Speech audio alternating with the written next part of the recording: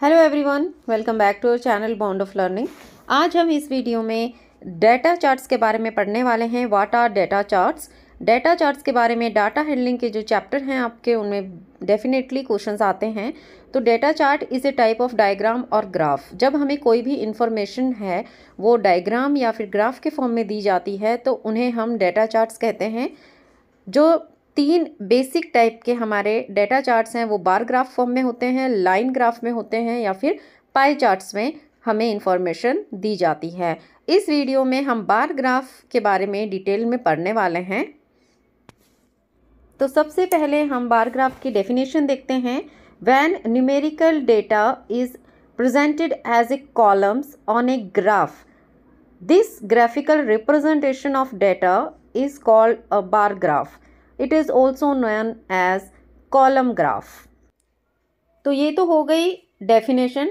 अगर इसको हम सिंपल भाषा में कहें तो जब हमारे पास कोई भी न्यूमेरिकल डेटा होता है, इंफॉर्मेशन होती है, जब हम उसका कॉलम के फॉर्म में ग्राफिकल रिप्रेजेंटेशन करते हैं, जैसा कि आप इस पिक्चर में देख रहे हैं, यहाँ पे हमें जो न्यूमेरिकल इंफॉर्मेशन है वो ग्राफ के फॉर्म में, बार ग्राफ के फॉर्म में दी हुई है।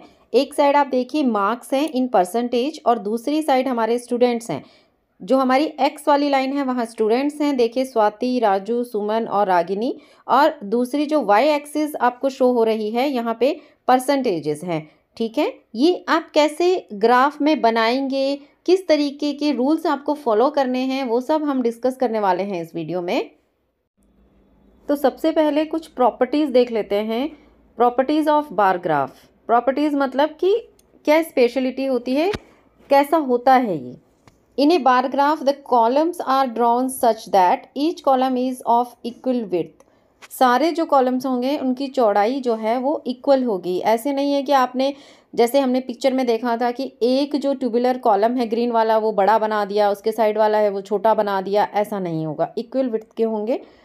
There is equal space between each column. Space भी इक्वल होगा, जो दो कॉलम्स के बीच में स्पेस होगा वो इक्वल होगा। The height of each column indicates the value of data. Third point का मतलब ये है, सिंपल भाषा में कहें तो, कि जो भी हाइट होगी कॉलम की उससे हमें पता चलेगा कि कौन सी चीज़ ज़्यादा है और कौन सी कम है। अगर बड़ा कॉलम है, ठीक है, हाइट अगर ज़्यादा है इट मीन्स कि वो चीज़ ज़्यादा है, कम है तो वो रिप्रेजेंट करेगी कि ये वाला जो आइटम है, चीज़ है, वो कम है। ये है थर्ड पॉइंट का मतलब। फोर्थ में आप देखिए, ऑल बार्स और columns are drawn on the same common base. Common base से ही शुरुआत करनी है सबकी। ऐसा नहीं है एक को आप ऊपर से शुरू कर रहे हो, दूसरे को आप नीचे से शुरू कर रहे हो। Bars are very helpful for visual comparison of data. To make the bar attractive the bar may be coloured. Visual attraction का मतलब यहाँ पे क्या है? विजुअल ये है कि आप फट से एक बार ग्राफ को, बार को देख के ही पता लगा लोगे कि कौन सी चीज़ ज़्यादा है, कौन सी कम है।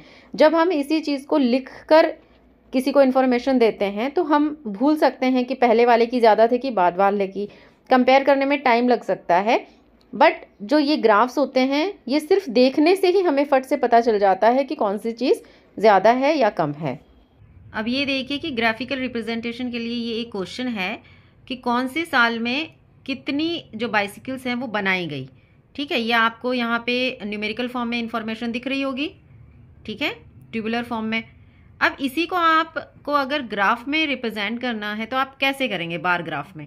वो देखिए, ये देखिए यहाँ पे ये जो ग्राफ है ये बनाया हुआ है, आप इसको देख सकते हैं कि एक तरफ जो हमारी एक्स एक्सिस होती है, ये वाली जो होती है, ये हॉरिजॉन्टल जो लाइन होती है, this is our x axis, okay.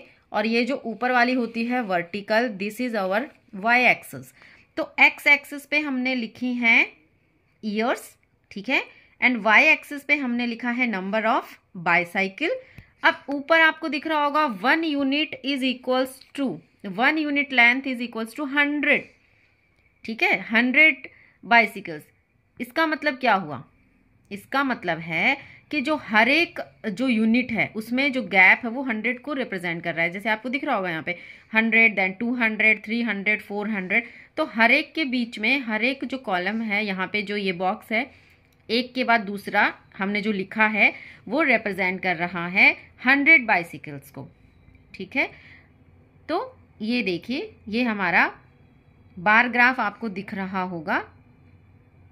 और जो ये सेंटर पॉइंट होता है वाई एक्सिस और एक्स एक्सिस जहां मिलती हैं उसे हम ओ कहते हैं। ये आपको दिख रहा होगा यहाँ पे।